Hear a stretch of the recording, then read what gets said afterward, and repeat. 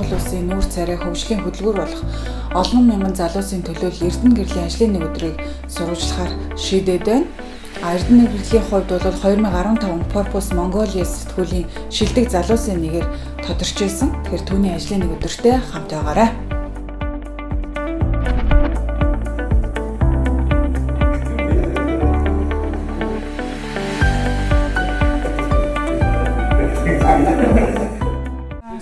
Самена.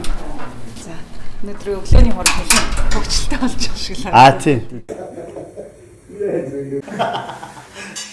Ер нь өглөөг яаж эхлүүлдэг вэ? Өөдрөг өглөө гэл таны эерэг хандлага гэл таны бүх одоо илэрхийлж байгаа постуудыг чи харж ирсэн л да. Өглөөг яаж ер нь бид өөрсдөө өөдрөгөөр эхлүүлээ. Яг өөдрөгөөр эхлэе гэл гарангуул ингээл машины төвчрээ ингээл хотын ингээл бухимдал ингээл бид нарыг өгтөж штэ тий. Тэгэхээр яаж энэ байдлаа ер нь удаан хадгалдаг? Урьж оролцуулсанд баярлалаа. Хэдүүл ямар ч байсан сууж байгаа дээрээ тийх үү? Тэгвэл зогсглоор яг нэг нөө жидүүчтэй адилхан яг баригдсан юм шиг. Нэг нь тоцорсон, нэг нь төгжирж байгаа. Ингээхээр энэд бол заавалчгүй уурлаад стресстэй байх шаардлага байхгүй бол ер нь бол зарчмын хувьд энэ чи стресслээгээд асуудал шийдэгдэхгүйгээс хойш. Нэг нь төгжрөхөөс өөр арга байхгүй. Айгүй олон хүмүүс энэ чинь өвөл даарахгүй юмсан ингээд машин оонох гад их олон гэр бүл машинтай болох юмсан ингээд бодоо бөөнөрөө сууж байгаа. Гэтэл бид нар машин олон байна. Одоо энийг болиул гэх хандлагатай яриад тах шүү. Юучтай бусад хүмүүсийн өсөл эрмэлзлийг одоо үгүйсгэж өөрийнхөө хэрэгцээг хангана гэдэг ч юм бол байж боломгүй зүйл шүү дээ. Тэгэхээр одоо хоцорсон ч тэгэл одоо дүрс ирэх шүү дээ. Энийг л арж ирээд дахиад үлцэн хугацаанд яаж амжилттай авах вэ, яаж бүтээлж авах вэ гэдэг дээрээ анхаарах нь дээр юм болов уу гэж боддоо шүү дээ. Тэгэхээр захим орчинд ер нь хэдгчний цагийг ингэж байна. Сүүлийн үед бол захим орчноос ер нь авч болохгүй зүйлийг нэглээч гэвэл та юу нэглэх вэ? Миний хувьд бол яг айхтар их цаг бол өнгөрөөж чаддаггүй. Ажлууд, уулзалтууд гэдэг ингээд сургалтууд ч гэдэг юм ингээд явцдаг болохоор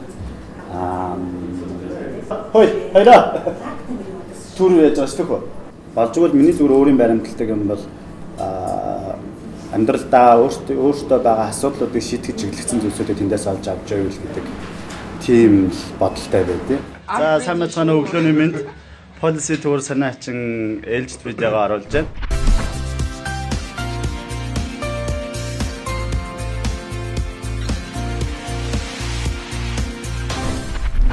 Сүүлийн үед ямар ном уншиж байна? Дараа нь ямар ном уншихад төлөвлөж байгаа вэ? За сүүлд уншиж байгаа ном гэвэл Кандид буюу өөдрөг үзэлгээ ном байж байгаа. Энэ ямар учиртай яагаад энэ номыг унших гэхээр сая нэг хэсэг бас урсгал засвар хийгээд эмнэлэг тавьчихсан. Тэр хооронд надад нэг найз маань эргэх хугацаанд орж ирж бэлгэлсэн. Яагаад энэ номыг уншсан юм бэ гэхээр ер нь зүгээр бид нар нэг юм хий хоосон ихтгэл үнэмшил өөдрөг үзлээс илүү өөрийнхөө амьдралд байгаа бодит үнэн хатуу ширүүнтэй нүүр тулаа тий. Тэгтээ тэр өөдрөг үзэл чинь өөрөө ингээ хүмүүсийг юм яг л одоо ховсдож байгаа юм шиг ингээ асуудлыг шийдэж өгөхгүй мөртлөө тэгээ нэг л гоё болж гэн л гэдэг бодолтой байлгаад байдаг. Тэгээ ийм зүйл байд юм байна. Тийм учраас энийг бас бодолцож үзэх хэрэгтэй юм биш үү гэдэг ийм өнцгөр л харж. Нэг юм бас ингээ өчигдөр бодчихлаа. Тусал хийлгээр ингээд зөндөө олон тусал хараа юмнууд байгаа. Тэгээ ингээ хараа суужсэн. Бид нар биендээ хэрэгтэй зүйлийг бол ингээ шахуулаад авчих юм шиг байна. Сэтгэлдээ, толгоондоо, тархиндаа хэрэгтэй зүйлээ яаж олж авч чадах юм болоо. Одоо уншия гэж бодож байгаа номнууд бол яг хөдөлмөрийн эдийн засгийн чиглэлийн номнууд олж авч цуглуулж унших бодолтой явж байгаа. Завггүй байна гэж одоо ном унших цагаа ер нь яаж зохицуулдаг? Ямар цагаараа илүү ном уншдаг вэ? Ном унших гэж хэлэх маш амархан. Уншаад сурцсан үед. Юу яриад байгаа бэ? Яагаад унших байгаа? Би яг тэртех 8 дугаар ангидаа энийг сонсч байсан байхгүй. Ном унш сонсгоор биш. Юу ном гэж боддог тийм. Хийдэг ажил маань өөрөө бараг уншихыг шаарддаг. Бусдаас илүү их мэдээлэлтэй байх, илүү төрүүлж мэдсэн байх, илүү өргөн агуулгаар мэдсэн байх гэдэг ингээд тийм юмыг шаарддаг учраас бараг ажил маань унших болчиход байгаа. Болжгүй 7 хоногтоо нэг тэдэн цагийг уншихад заавал зарцуулна. Өдөртөө тэдэн минут тэдэн цагийг уншихад заавал зарцуулна гэчвэл амар юм шиг. Ном уншдаггүй хүнтэй суух гэж байгаа бол дахиад нэг бодоод үзээрэй гэсэн байсан. Яг нөгөө гэр бүлийнхаа хүнийг сонгохдоо яг энэ сонголтыг өөрөө яг хийж чадсан уу? Сонголтондоо энийг анхаар гэхээс илүү нэг энэ өнцгөөс нь ном уншаач гэдэг мессеж. Тийм мессежийг л өгөх гэж оролцсон. Ном сайн уншаарай. Унших үйл явц ч өөрөө хүмүүсийг суралцахад айгүй чухал үүрэг гүйцэтгэдэг нэг үйл явцаа тий. Унших үйл явц хүнд өөрт нэг юм өөрийгөө шинээр нээх тэгээ өөрийнхөө нэг юм одоо ялангуяа нэг боч гараа явж байгаа хүмүүсүүдийн хувьд өөрийнхөө шин зарчимтай болох шин одоо хандлагаа тогтоож олж авах тийм үйл явцад айгүй маш их дэм үгд юм байна.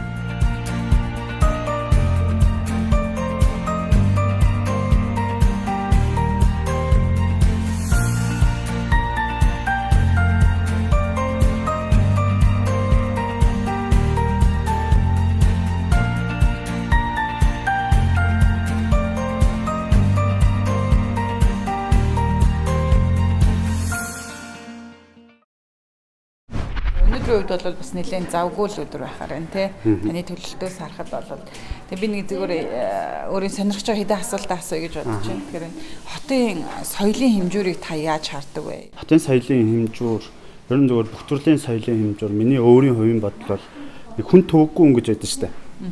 Тэгээ бусдад төвөг болдоггүй тэр хэм хэмжээнүүдийг зөрчөөд байдаггүй тэрний тухай талаарх ойлголттой ийм зүйл. Ер нь яг хүмүүс бусдын дургуг хүргэх гээл хотын соёлд одоо нийцэхгүйгээр үйлдэл гаргаад байгааг бол бас үгүй. Энд чинь өөрөө хотчих үйл явц цивилизац гэж ярьдаг юм да иргэн шиг үйл явц чинь тодорхой юм хугацаа шаардлагатай.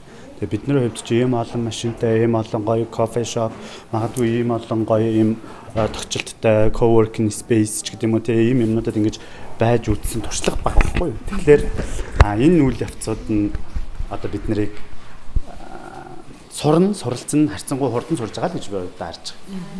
Тэгэхээр одоо бидд бол хүссэн үсээгүй улс төрт орж гинөө. Тэгээ сонирхож эхэлж байна тий. Тэгэхээр саяхны таны бас постноос харсан чинь тийм мэдээлэл гаргасан байсан. Тий. Тэр мэдээлэлээс их сонирхол татчихсан л да. Ёс зүйн хувьд асар буруу зүйл. Өөрөө нийгмийн тогтолцоо чинь ёс зүй гэдэг ойлголт төр crowd culture гэж ярьж байгаа нийтийн соёл гэдэг ойлголт төр тогтчод учраас энэ өөр аюу буруу үлгэр дуурайд жишг үзүүлж байгаа үйл явц сонголт хийх үйл явцад өөр аюу том итгэл алдах нөхцөл үүсэж байгаа учраас миний хувьд бол харьцангуй буруу зүйл тий буруу зүйл гэдэг бол гэдэгтээ санал нэг байгаа. Улс орны хөгжлийг та яаж харж байгаа вэ?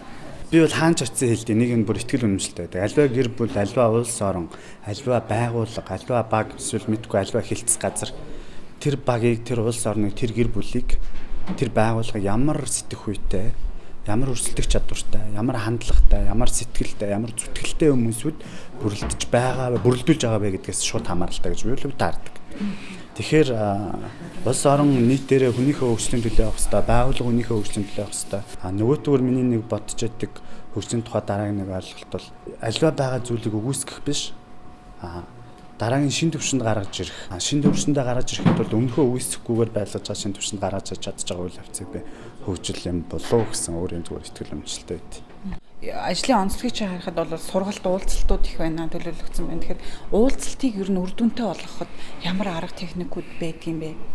Ямар зорилготой уулзж байгаа, тэр уулзалтын зорилгоо, тэр уулзалтан дээр бэлтгэгдсэн байх ёстой мэдээлэл, баримтууд тий. Тэрэндээ орж ирэхдээ, тэр уулзалтанд орж ирэхдээ тэр бэлтгэгдсэн байх ёстой, сэтгэл санаа, хандлага нь хүртэл тогтсон байх ёстой.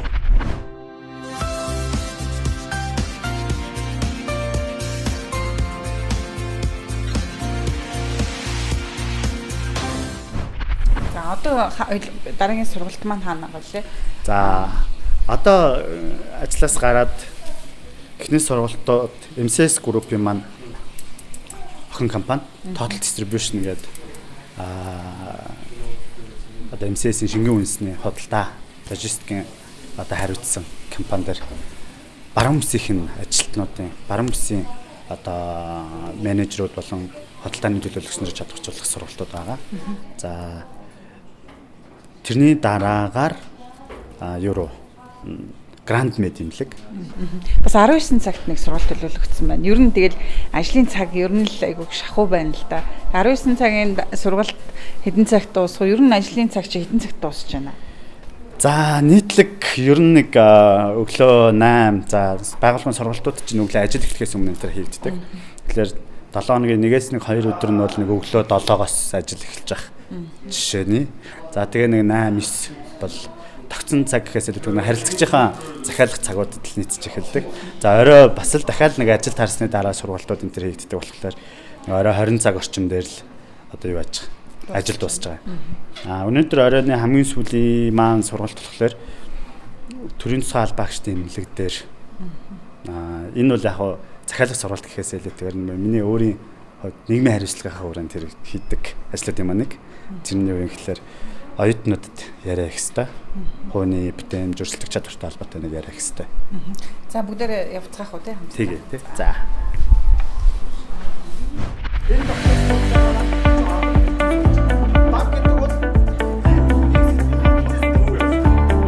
Компани эрхэм зорилго алсын арга. Түрүүн бид нар эрхэм зорилгын талаар баах ярьсан тийм. Дэлхийн стандартыг Монгол. Одоо алсын арга маань.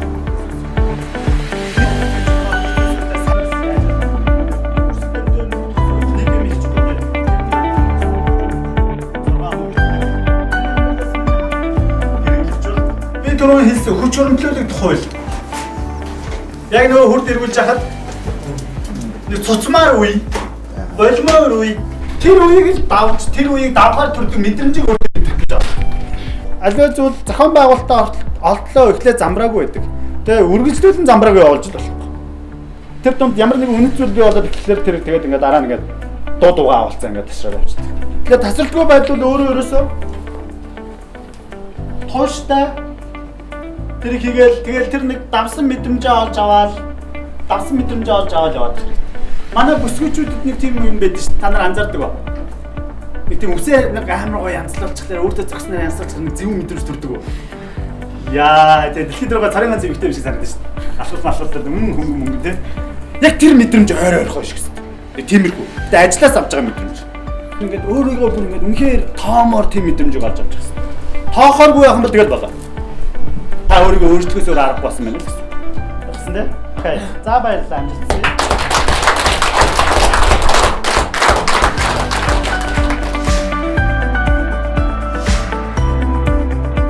Бусдыг ингээд манлайлах те өөр ихтгэл үнэмшил төрүүлэх энэ үйл явц ер нь хэцүү юм шиг санагддаг шүү дээ. Таны хувьд одоо 10-11 жил орчим хийж байгаа болохоор хасцангууд ажгүй гайгүй гарт орчлаа. Тэгээ нөгөө талаас хийж байгаа ажилласаа өөрт нь тэр нэг үүсэж байгаа үн цэнэ өөрөө мэдрэхлээр гоё. Гэхдээ одоо хүмүүс юу гэж харддаг юм байгаа.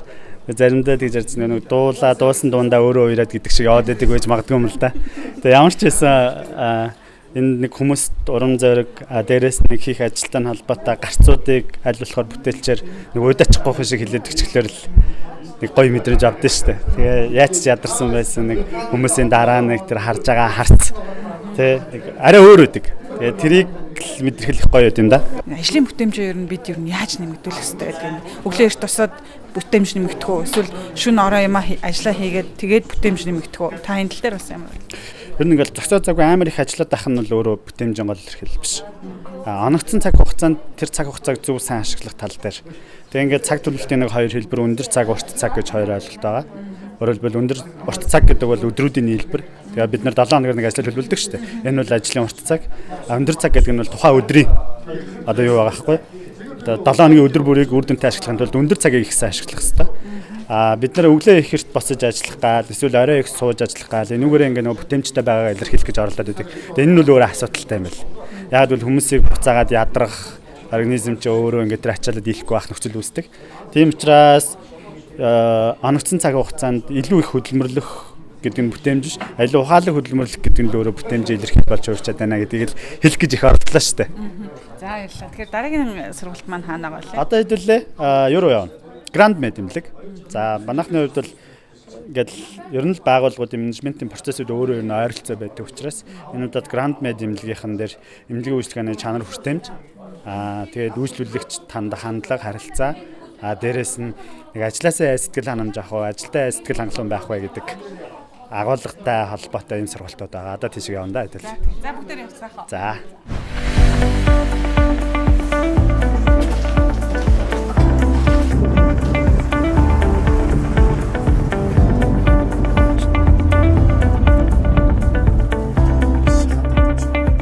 Policy төвийн үйл ажиллагаа, алсын зарилгын талаар бас сонирхмоор санагдаж байна. Policy төв яг нөгөө үйл ажиллагааны чиглэлийн өөрөө сургалт судалгааны байгууллага.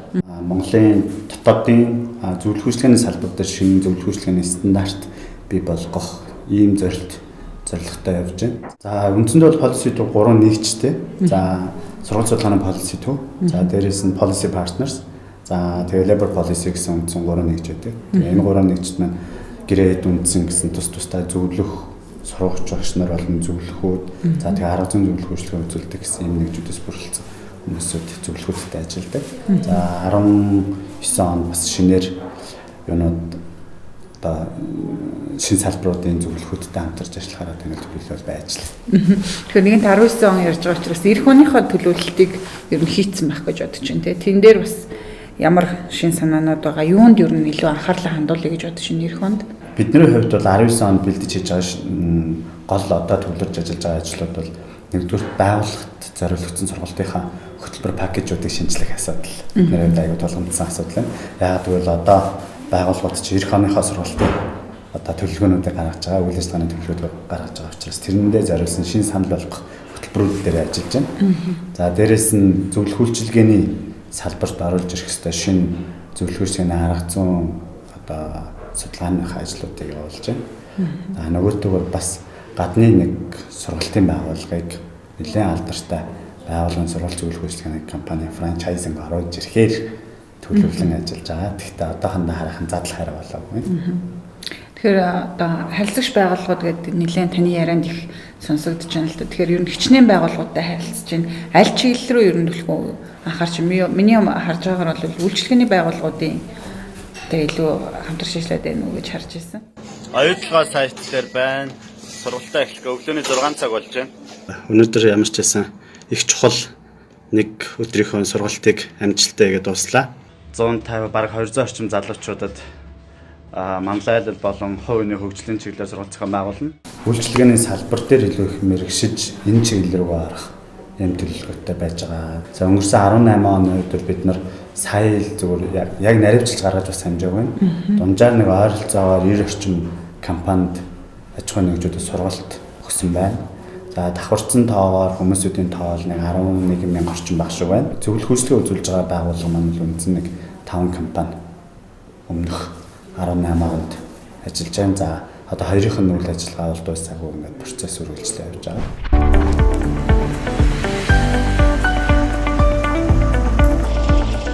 Өнөөдрийн үед бол нэлээд завгүй ачаалттай л өдөр байна л та тий. Ер нь өдөр тутамдаа ийм байдгүй. За ер нь нэг 7 хоногийн нэг ойролцоогоор 2-3 өдөр нь бол нэг иймэрхүү янзтай л байгаа. Тэгэхээр ер нь сургалтын үр дүнгээ та яаж гардаг вэ? Мэдээж сургалтын дараа хүмүүсүүдээс олж авч байгаа нөгөө тэр хүмүүсд нэг орж байгаа урам зориг байна. За дээрээс нь сургалтын дараа хүмүүсүүдийн хэлдэг комментүүд байна. За ямар ч гэсэн хэрэгжүүлэхээр ийм юмнууд байна. Нилээ ямиг ойлгож авлаа. Ийм гэж бодох хэрэгтэй байсан юм байна. Энийг олж харлаа, баярлаа гэдэг нэг тэр үгсэл бидний хувьд яг нэг үр дүнгээ хэмжих боломж байдаг. Яг мэдээж сургалтын дараа тухайн зүйлийг хэрэгжүүлэх нөгөө буцаагаад хувийн асуудал болж хувирдаг учраас ер нь аль болохоор нэг удаан хэрэгжүүлээрэ гэдэг захиасаа үгээ хэлж аваад тэгээд л өндөрлөндөө ер нь сургалтад бол. Тэгэхээр өөрөө чинь харьцаж байгаа байгууллагуудын хувьд бол ер нь үйлчлэгээний байгууллага талтай. Тэр нь манай бидний ер нь үйлчлэгээний соёл хэрэглэгчийн маань өөрийн соёл ер нь ямар түвшинд байна гэж харж байгаа. Нөгөө нэг үйлчлэж байгаа хүмүүс маань өөрсдөө үйлчлэл сураагүй нэг тиймэрхүү хандлага их байдаг. Тэгээ бидний хувьд бол аль болохоор үйлчлүүлэгч үйлчлэл сурах нь бол цаг хугацааны асуудал. Тэрний өмнө салбар өөрөө үйлчлүүлж байгаа хүмүүс маань өөрсдөө тэрний урд манлайд найж хэрэглэгчийг тэр соёл тасгах хэрэгтэй шүү гэдэг юмыг л илүү хэлэх гэж оролддог шүү дээ.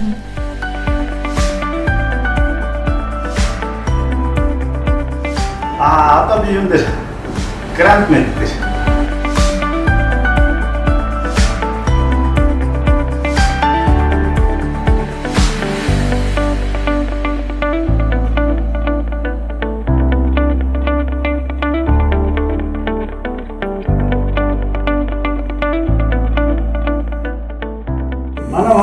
аюу өмнө төвтэй.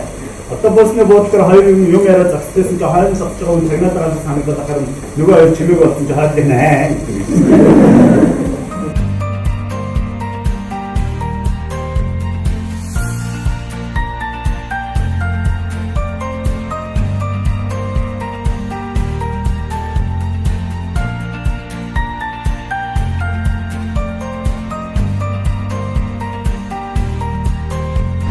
ажлаа яаж төлөвлөдөг вэ?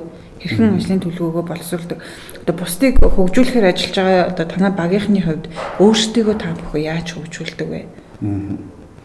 За бидний сурдаг хөгждөг аргачлал бусад хүмүүсийнхээс арай жоохон өрмөц байж магадгүй. Тэрний юу юм гэхээр баг харилцагчдаасаа суралцдаг гэхэд болох юм да.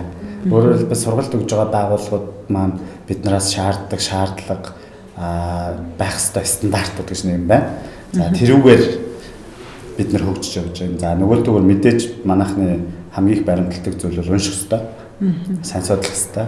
Нөгөөдгөр сургалт өгч байгаа зөвлөгөөчлөгөө үзүүлж байгаа байгууллагуудынхаа үйл ажиллагаатай танилцах, өөрсдөө төр орчин нөхцөл дээр нь очиж үйлдэж хийх гэдэг ажлууд нэлээд бидний хувьд чухал ажилбар тооцогддог. Энэ чинь баг тэгээ тэр чигээр манайхны хувьд сургалт хөгжүүлэх явц процесс болоо явуулчихдаг юм л.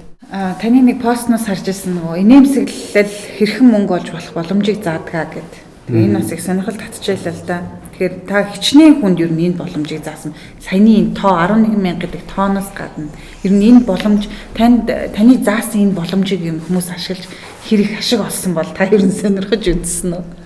Хэмжээд хэцүү сургалтын үйл явц өөрөө үр дүнгийн хэмжээд их төвөгтэй байдаг. За сургалтын дөнгөж дараах сэтгэл ханамжийн судалгаа гэдэг нийтлэг түгээмэл арга хэрэгслүүдийг бид нар авч хэрэглэдэг. Миний хэлээд байгаа гол юм үүсгэний салбарынханд нэмсгэл бол өөрөө мөнгө шүү тий. Нэмсгэл бид нар зөвхөн бараа бүтээгт төвлөрч одоо нэг аяг кофег зараад мөнгө болоод байгаа ш. Кофетай хамт сэтгэл ханамж, кофетай хамт мэдрэмж, кофетай хамт одоо тавтах, тий кофетай хамт гэдэг ингээд ийм олон зүйлийг зарж байгаа шүү гэдгийг л одоо битэмэртараа гэдэг.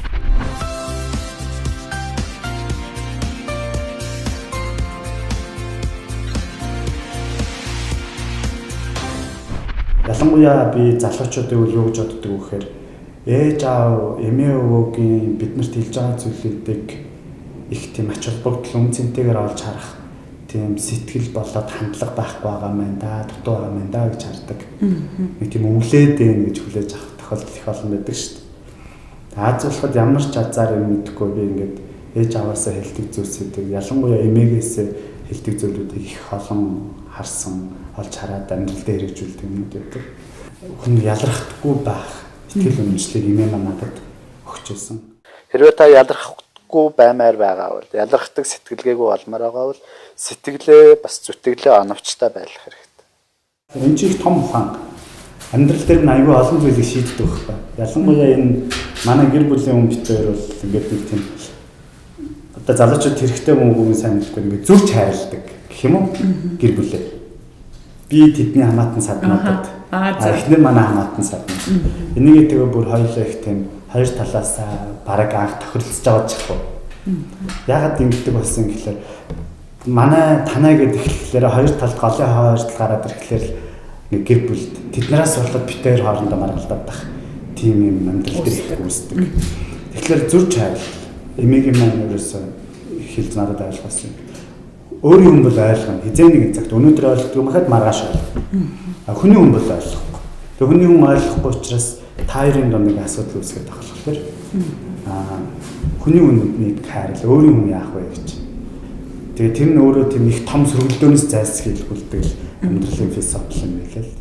2015 онд Forbes Mongolia сэтгүүлийн шилдэг залуугийн нэгээр шалгарч ирсэн. Тэгэхээр энэ бол одоо бас нэр төртөл шагнал гэж би харж байна л да. Таны хувьд? Тий. Миний амьдрал хамгийн бас үн цэнтэй цоллуулж хүмүүсүүд нэрлүүлж явж байдаг зүйлс маань нэг үл ялчгүй Forbes Mongolia гэсэн сэтгүүлээс. За тэр чи 2015 он байна уу да? Тийм биз 15 он тийм. Нэг 100 орчим залуучуудыг шалгаруулад. Надад юу нэг үн цэнтэй гэдэг юм гэхээр энэ шалгарсан үйл явц нь өөрөө надад маш гайхалтай. Ялангуяа Монголын нийгэм би бүр хаанч нүүр бардан хэлнэ. Монголын нийгэмд үнэхээр бүр ингээд нүрийг нь тахлаа явж байгаа. Энэ гайхалтай залуучуудтай найзлах боломж олгосон. Тэр олон залуучуудтай суралцах боломж олгосон. Тэр олон залуучуудыг таньдаг, мэддэг гэд яриад авах боломжийг олгож өгсөн учраас энэ надад их тийм үн цэнтэй зүйл. Ерөнхийдөө бид хоёр одоо ингээд дараагийн сургалт руугаа явна тий. Тэгээд цаг бага байна. Яг сүүлийн асуултаа зүгээр юм залуучуудад нэг тийм сайхан цаст яг одоо ажиллаа хийгээл гарах тийм гоё урам сэтэл өгөх үг хэлээд гоёлох гарах уу? Миний нэг хэлэх туртаа үг гэдэг. Ер нь чи амьдрал өчигдөр хэн байсан чинь чухал биш. Өнөөдөр хэн байгаа чинь цаашдаа хэн байх чинь бүр их чухал гэдгийг л хүмүүст хэлхийг хүсдэг. Ягаад гэвэл бид нар нэг өчигдөр байсан одоо ихтгэл үнэмшил хандлага одоо үр дүнгээр үнэлэх гэдэг ах өчигдрөө үнэлэх гэдэг ах тохиолдол их. Тэгэхээр өнөөдөр тэгээ маргааш тэр хүн чинь шал өөр болсон байждаг. Бид нар уусаа дундаа ярьдаг шүү дээ өмнө хизээ юм байсан бэ энэ одоо гэдэг тийм. Тэгэхээр танд бол өчигдөр хэн байсан өнгөрсөнтэйгээ зурлалдах шаардлага байхгүй. Өнөөдөр хэн байгаа чинь тэгээ цаашдаа хэн болох гэж зүтгэж байгаа чинь их чухал шүү. Тийм учраас энэ үгийг өөрөлдвөл өнөөдөр маргааш хоёр та өөрчлөгдөх хүссэндээ хүрэх боломж байгаа шүү. Хоёрдугаар таны маш олон мөрөөдөл, маш олон ихтгэл үнэмшил, зорилго чинь бусад хүмүүсийн бодит байдал байгаа. Миний хувьд ч гэсэн миний мөрөөдөл, миний бодож явдаг зорилго зүйлсүүд бусад хүмүүсийн хувьд одоо бодит байдал гэдэг. Миний хувьд мөрөөдөл тийм. Тэгэхээр энэ боломжгүй гэсэн үг биш юм гэдэг ихтгэл үнэмшил тийм байгаа. Өөрөөр хэлбэл бусад хүмүүсийн бодит байдал чинь танд ч гэсэн боломж байгаа. Тийм учраас хичээгээрэй гэдэг ийм үгийг л хэлэх байна да. За.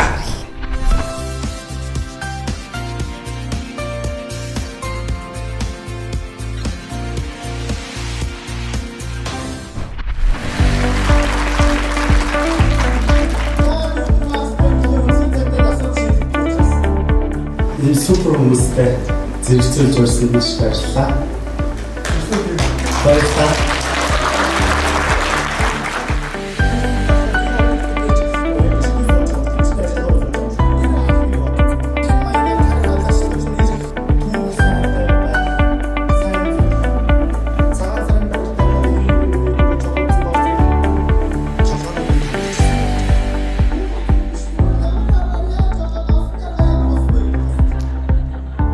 Та нар ирээдүг авч явах шинэ үеийнхэн тэрэндээ итгэл үнэмшилтэй бай. Тэрний нэг гол шин чанар нь юу юм гэхээр сахилга баттай байх ур чадвар суралцаарай. Хувийн сахилга бат. Сахилга бат гэдгийг бид нар юугаад ойлгоцсон гэхээр диктатор хэм маяг хүмүүс дарлуулж марлуулах ойлгоцсон. Өөртөө тавьсан зорилготой үнэнч өөрийгөө шахуурдаг, ташуурддаг, итгэл үнэмшилтэй байдаг тийм хэм маягийг ярьж. Сахилга бат. Босно бол босно. 5 минутын дараа биш. Бид нар ингээд бүр онтоод өглөө босгоос ахуулаад өөрийгөө ажил хаашин тавьдаг зан чанар сургаад байна. Өглөө 6 цаг босгож байгаа хүүхэд бол 5:30-аас их сэрүүлэг тавина. 5:30, 5:45, 5:40, 5:45, 5:50. Йоо, тэгээ 5 минутын зэт хардаад зэрэг. Тэгээ нэгээр нь онтраагаад тэгээд. Тэгээ зүгээр ч өөрөө gaавахгүй, өөрөө л gaавал хажууд нь унж байгаа энэ босоосоо бай.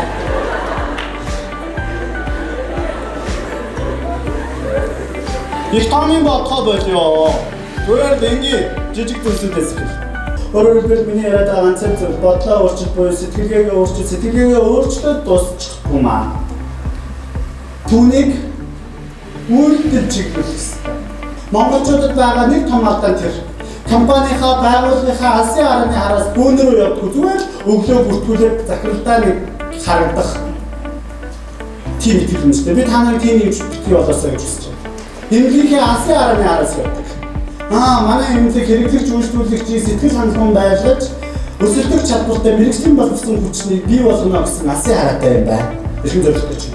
Юм бол би шийсийг авдаг гэж явах юм. Шийсийг авдаг хүчтэй шийсийг авах юм. Ойлгож байна? Тэглээ яах вэ? Хүнд муу мэдээ дуулахтаа хүртэл гэж. Тийм багт хацсан гайван бачгүй болчих тийм хэдүүлээ ханаа турсан байх гэхдээ гайван ханаа турсан байх гэж. Энэ чинь сүүлийн үед эрүүл мэндийн салбарт эмгэн хэмжээний сэтгэл засал терапи гэж нэрлэдэг байгаа юм. Психотерапи.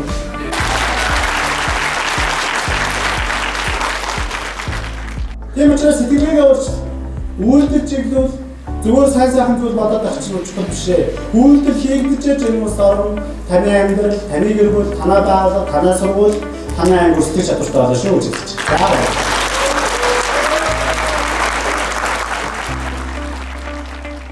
Тэгэхээр өнөөдөр манай нэвтрүүлэгт оролцож байгаа Эрдэнэгэрэл оролцогчийн хувьд бол өнөөдөр төрсөн өдөр нь тохиож байгаа.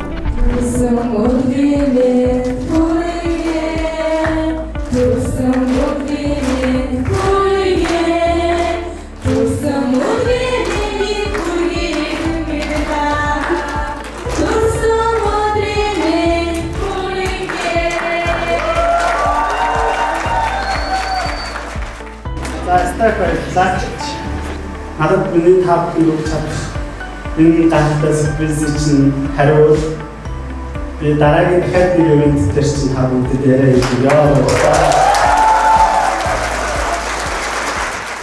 Өдрийн баярын мэнд өнөөдөр яг ингээд таарчлаа би ясаа өөрөө мэдсэнгөө. За өдрийн мэнд төргийн ажил амьдралд нь сайн сайхныг хүсье. Баярлалаа.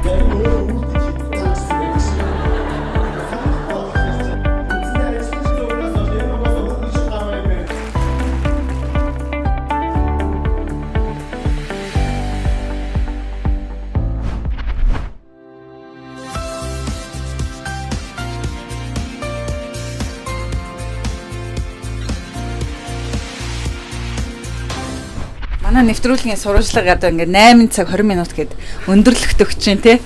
Одоо та тэгээс баахан хэрэгдүүлчихлээ. Тэгэхээр өнөөдрийн сургалтын одоо орчин одоо уур амьсгал танд яаж мэдрэгдэв? Яг бидний хувьд бол бүр ингээд бас догтлол оюутнуудаа хамт инээгээл ингээд байлаа л да. Танд яг уур амьсгал яаж мэдрэгдэв? Тий, гой. Энэ чинь нэг өдөржингөө би жишээлбэл ингээд өглөөнөөс хойш ингээд явсаар агаал тэгээ сая бас сургалтаас агаал дахиад ингээд наашаа гарч ирээд яг энэ зааланд байгаа хүмүүсүүдийн тэр ингээд хариу үйлдэл намайг их тийм юу бод штэ хорцолдог тийм угаасаа нэг хичээл орж байгаа хүн өөрт нь тэр нь айгу сайн хүчтэй мэдрэгддэг их сайхан хүлээж авлаа. Ялангуяа тэгээ өнөөдөр нөгөө төрс өдрөөс учраас төрс өдрийн тэр ингээд surprise би хийж амьдралтаа ингээд 2-300 хүнтэй төрс өдөр хийж үзсэнгөө 32 дахь насны дээр ийм юм үздэг юм байна. Тийм. За одоо ингээд ажлын цаг дууссан төрс өдрөө тэмдэглэхээр явах байх тийм. Тэг н одоо гэрийнхэн маань хүлээж байгаа өглөөнөөс хойш өглөө бараг 7 гэл гарсан. Тэг ямар ч байсан өчтөр орой унтахтай л гэрийнхэн маань заста хамгийн түрүүнд төрс өдрийн минь төрөглөө гэж хүргээл тэгэл өглөө бараг унтчихт нь гараа авцсан. Тэг өдөр хугацаар ярьсан сая хүртэл залгаж байгаа шиг байна. Хизээ ярих гэж нэгээд.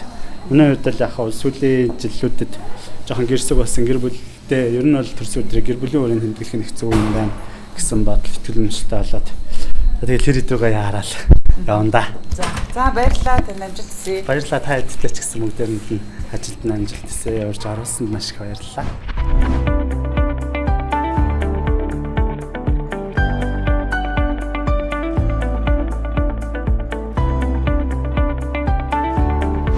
За банкныхын төрийн байгууллагууд, за эмнэлгийн байгууллага, үйлчилгээний байгууллагууд, мөн залуучууд гэдэг энэ полиси төвийн Эрдэнэгэрэл гэхээр энэ хүнийг бол анддгүй юм байлээ. Түүний ажил амьдралын онцлог, хөгжиж дэвших арга зам, тэгээ ажлын нэг өдрийг бол бид онцлон сурвалжлаа. Энэхүү сурвалжлага маань бол танд шин санаа сэдлийг өгч чадсан баха гэдэгт би итгэлтэй байна. Ингээд нэвтрүүлгээ өндөрлж байна.